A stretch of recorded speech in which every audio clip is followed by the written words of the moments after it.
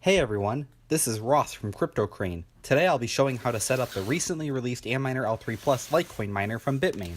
I'll also answer some of the questions we often receive regarding mining pools, as well as show you how to configure the miner's built-in web interface. Just like the first batch we received in May, the July batch arrived in great condition despite shipping all the way from Shenzhen, China. Looks important. I should probably save this.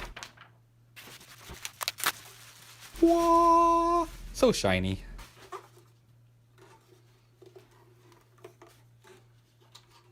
Well, it certainly looks and feels like the last L3 Plus I reviewed. Here we see the controller and logic board with one power connector and 4 ribbon cables connecting to each of the 4 hashing boards. Each hashing board has 2 power connectors as well, bringing the total number of 6-pin PCI Express power connectors to 9. You don't want to select a power supply that has fewer. I have no idea why anyone would care how much these weigh, but if you're curious, they're just under 10 pounds.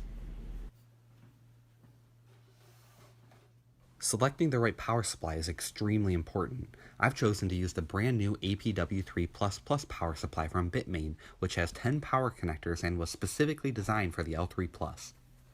There's also a version of the APW3++ that has 18 power connectors. It can run 2 L3 Pluses at the same time as long as you're connected to a 220 volt power circuit or higher. It can output up to 1600 watts when connected to a 220 volt or higher power circuit. Unlike the previous versions of the APW3, it is also capable of supplying 1200 watts when it's using a standard 110 volt outlet, which is far more than the 800 watt advertised power draw for the L3 Plus. Always make sure to connect the power supply to the miner before plugging the power supply into a wall outlet. Notice that my watt meter is measuring my power source as 234 volts. Before powering it on, connect an Ethernet cable from the front of the L3 Plus to your router or switch. No, these don't have built-in Wi-Fi. Yes, you can use a Wi-Fi bridge that has an Ethernet port. However you connect it, just make sure it has access to the internet. I'm often asked how much bandwidth these miners consume. This will vary depending on a lot of factors, but it rarely goes above 5 kilobit per second. Running this 24/7 would use between 0.4 and 1.7 gigabyte of total bandwidth in a month. Let's just fast forward a little bit. Did I mention that these guys are loud? Take note of the decibel meter on the left.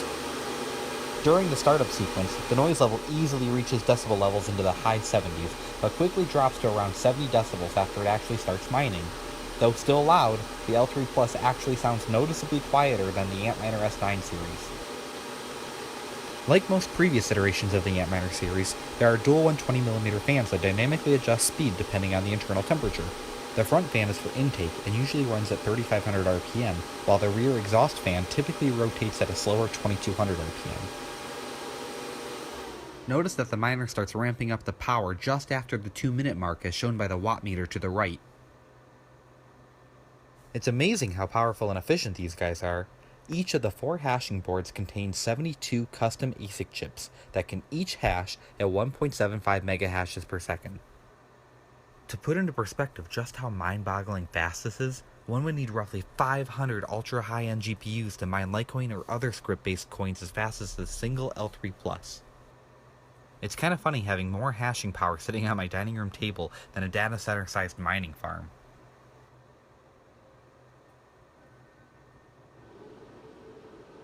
At this point, the miner has completely ramped up and should be hashing at the full 504 megahashes per second.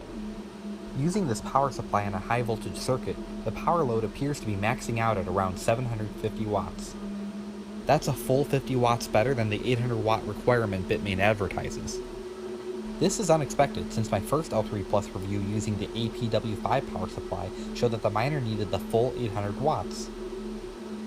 When's the last time a manufacturer overestimated the power requirements on a miner?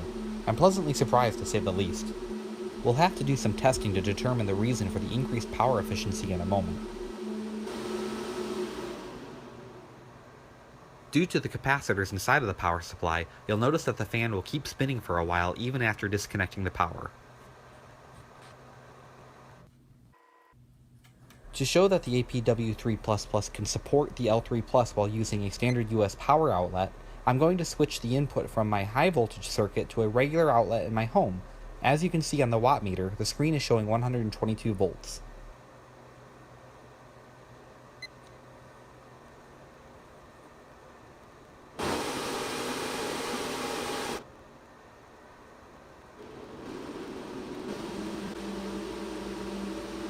Well, would you look at that?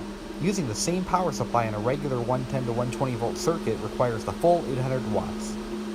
A 50 watt difference only adds up to a few dollars per month, so it's probably not worth having an electrician install high voltage circuits in your home unless you intend to run lots of these at once.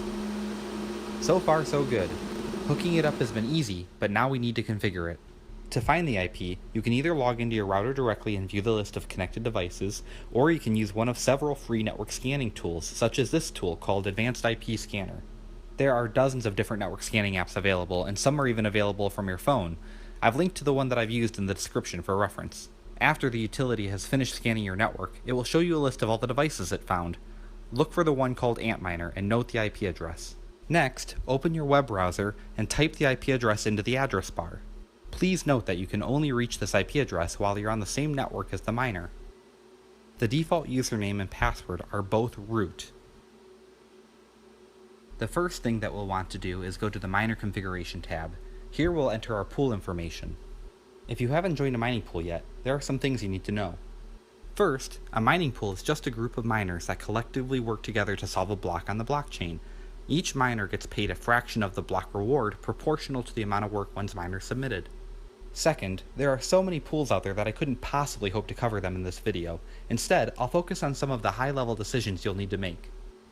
To begin, you'll need to decide if you want to mine coins directly or sell your hashing power. There are pools such as nicehash.com that will automatically sell your hashing power to others and pay you in Bitcoin. The advantage is that usually you earn more than you would have just by mining Litecoin. If you do decide to just mine Litecoin, I would suggest trying out litecoinpool.org. They're one of the best and have great support and how-to guides. Finally, there is the option to mine some of the other popular script-based altcoins. Mining altcoins definitely has the potential to be the most profitable option. It's also a little more insulated from surges in mining difficulty on the Litecoin network. There are even automatic profit switching pools such as prohashing.com or multipool.us that will always have you mining the most profitable coins. In this example, I've decided to use prohashing.com as my primary pool due to their ability to automatically sell the mined altcoins and pay me in my coin of choice, which happens to be Litecoin. They even support connecting to one's Coinbase account to receive payouts in US dollars.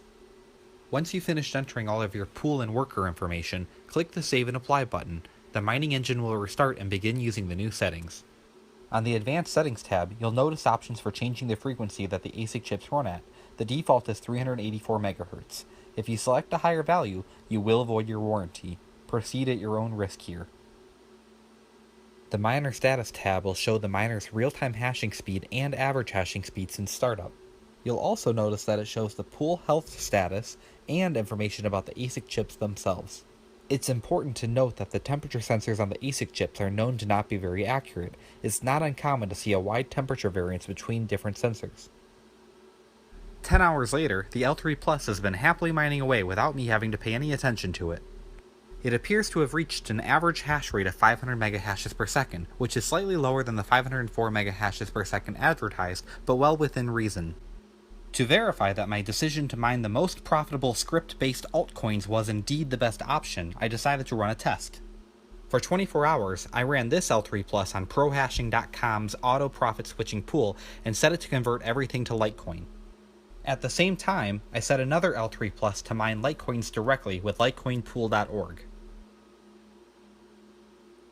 From prohashing.com's earnings dashboard, I can see my real-time worker stats in the top left panel. As you can see, the pool is measuring the miner's submitted shares of work and estimates that it is mining at 508 megahashes per second. Now let's look at the balances panel at the top right. I have my auto payout threshold configured to automatically withdraw my earnings to my offline wallet each time my balance reaches 1 Litecoin. At the 24-hour mark, I've earned a total of 1.31 Litecoins. At today's rates, that's roughly $55 worth. If this were to continue without changing, it would earn between $1,500 and $1,600 per month, and that's after paying for electricity. Of course, Everyone knows that this is a highly volatile market, and these numbers could increase or decrease significantly in a short amount of time.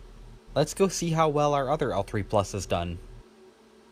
Litecoinpool.org is seeing a similar speed of 507 megahashes per second coming from the other L3 Plus, but it has only mined 0.683 Litecoin in the last 24 hours.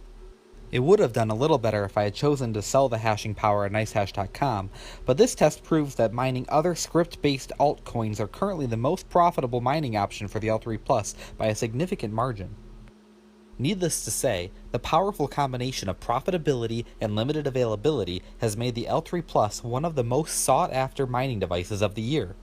If you're looking for a trusted American distributor with a 100% feedback rating and who specializes in mining hardware, then check out CryptoCrane on Amazon using the link in the description.